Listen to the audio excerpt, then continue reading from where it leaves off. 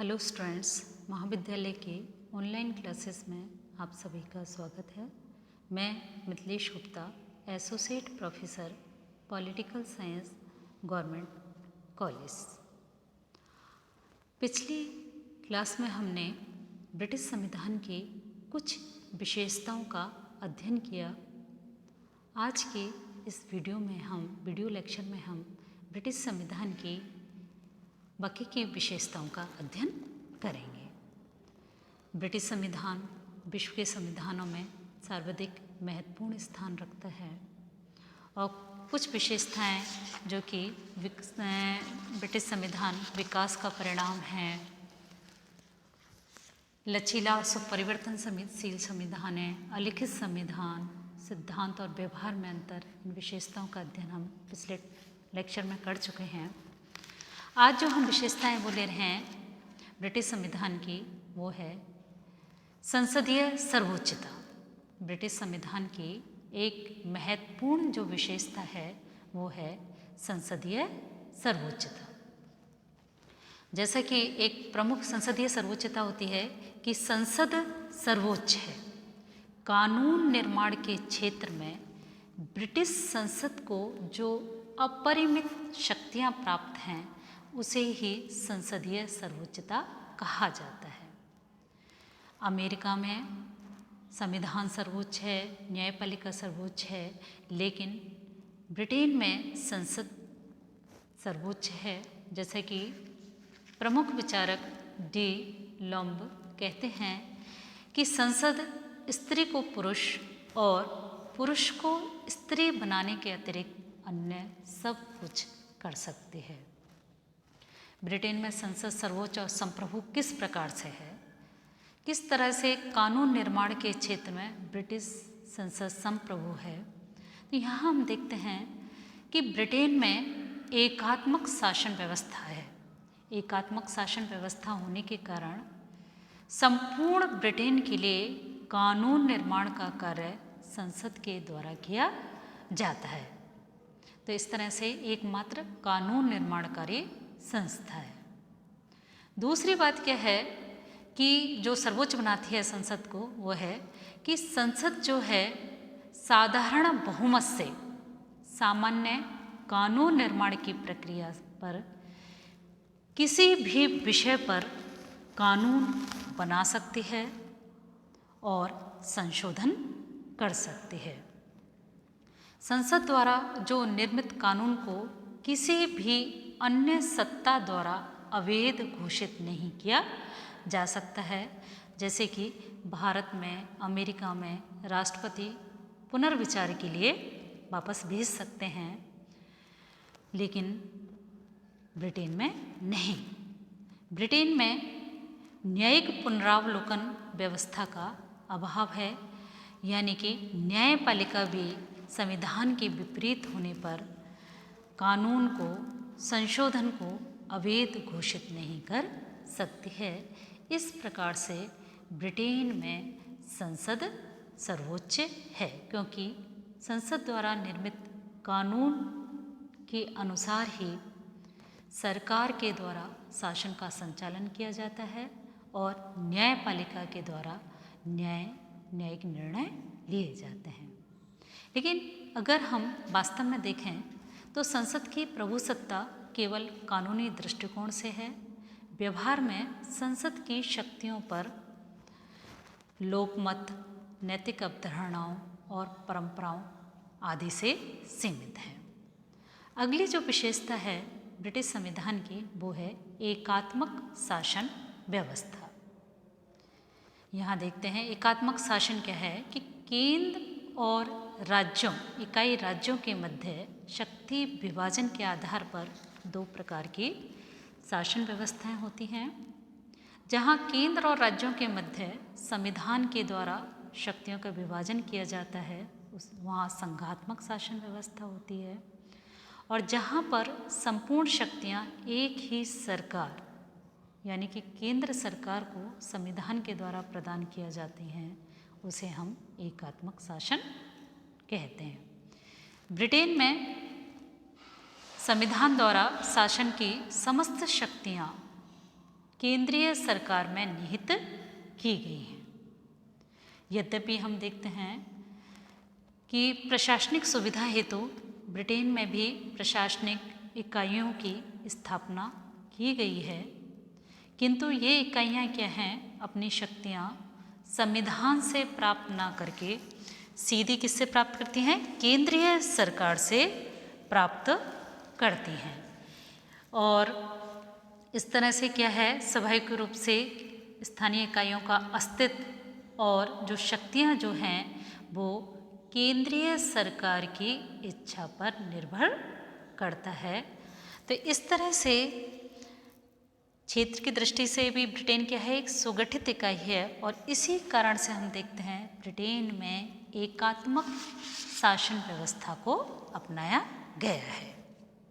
British संविधान की अगली विशेषता है विधि का शासन, यानी कि कानून का शासन। विधि का जो शासन जो है विश्व को ब्रिटेन की एक प्रमुख देन कहा जाता है। विधि के शासन से तात्पर्य है कि ब्रिटेन का जो शासन है वो किन्हीं विशेष व्यक्तियों की इच्छानुसार नहीं, अपितु विधि या कानून के द्वारा संचालित होती है। सभी व्यक्ति, चाहे उनका पद कुछ भी हो, राजा हैं या सामान्य व्यक्ति हैं, सभी एक ही प्रकार की विधि और एक ही प्रकार के न्यायालय के अधीन होते हैं। ब्रिटेन के विपरीत हम देखते हैं फ्रांस में दोहरे कानून, दोहरी विधि और दोहरे न्यायालय हैं। वहाँ पर प्रशासनिक विधि और सामान्य विधि, दो प्रकार की विधि और दो प्रकार के न्यायालय, प्रशासनिक न्यायालय और प्रशासनिक विधि होती है। जबकि ब्रिटेन में विधि का शासन है और सभी व्यक्तियों की जो रक्षा है वो विधि के शासन के द्वारा की जाती है। अगली विशेषता है ब्रिटिश संविधान की, वो है अधिकार पत्र का अभाव, किंतु नागरिक अधिकारों और स्वतंत्रताओं की विद्यमानता। वर्तमान में अधिकांश देशों के संविधानों के अंतर्गत ही नागरिक अधिकारों का उल्लेख होता है, जिससे क्या है, सरकारें नागरिक अधिकारों का उल्लंघन ना कर सकें। अमेरिकन संविधान, भारतीय संविधान, फ्रांस के संविधान, यानी कि अधिकांश देशों के संविधानों में यही स्थिति है। किंतु ब्रिटिश संविधान चूँकि निर्माण का नहीं अपितु क्रमिक विकास का परिणाम है, इसलिए ब्रिटिश संविधान में अधिकार पत्र का अभाव है। किंतु अभाव होते हुए भी नागरिकों को विविध अधिकार और स्वतंत्रताएं प्रदान की गई हैं। अन्य किसी भी देश के नागरिकों की तुलना में वहाँ के नागरिक कम स्वतंत्र या हम कह सकते कम अधिकार संपन्न नहीं है। कुछ अधिकार तो जैसे बंदी प्रत्यक्षीकरण का अधिकार है, आवेदन प्रस्तुत करने का अधिकार है, अमानुषिक दंड से बचने का अधिकार है, ये तो संसदीय अधिनियमों द्वारा प्रदान कर दिए गए हैं। अन्य कुछ स्वतंत्रताएं जैसे कि भाषण और अभिव्यक्ति की स्वतंत्रता, सम्मेलन और संघ बनाने की स्वतंत्रता आदि क्या है, सामान्य विधि पर आधारित हैं और नागरिक इन स्वतंत्रताओं का उपभोग तब तक कर सकते हैं जब तक कि वे किसी कानून को भंग ना करें या अन्य नागरिकों के ऐसे अधिकारों को क्षति ना पहुंचाएं। अगली विशेषता है, नेक्स्ट विशेषता हम ले सकते हैं ब्रिटिश संविधान की, वो है न्यायपालिका का व्यवस्थापिका और कार्यपालिका से पृथक्करण। ब्रिटेन में संवैधानिक सुधार कानून 2005 से पूर्व न्यायपालिका जो थी, ब्रिटिश न्यायपालिका, वो संसद से पृथक नहीं थी। संसद का उच्च सदन लॉर्ड सभा का जो अध्यक्ष होते थे लॉर्ड चांसलर, संसद के उच्च सदन के अध्यक्ष, लॉर्ड सभा के अध्यक्ष को क्या कहते हैं? Lord chancellor. लॉर्ड चांसलर ही ब्रिटेन के सर्वोच्च अपीलीय न्यायालय के अध्यक्ष होते थे तथा न्यायाधीश भी लॉर्ड सभा के सदस्य होते थे। इस प्रकार लॉर्ड चांसलर जो थे संसद, कार्यपालिका, मिनिस्टर भी होते थे ये न्याय मंत्री, और न्यायपालिका तीनों के सदस्य होते थे। किंतु संवैधानिक सुधार कानून 2005 पारित होने के बाद न्यायपालिका को पूर्णतः पृथक कर दिया गया और अब एक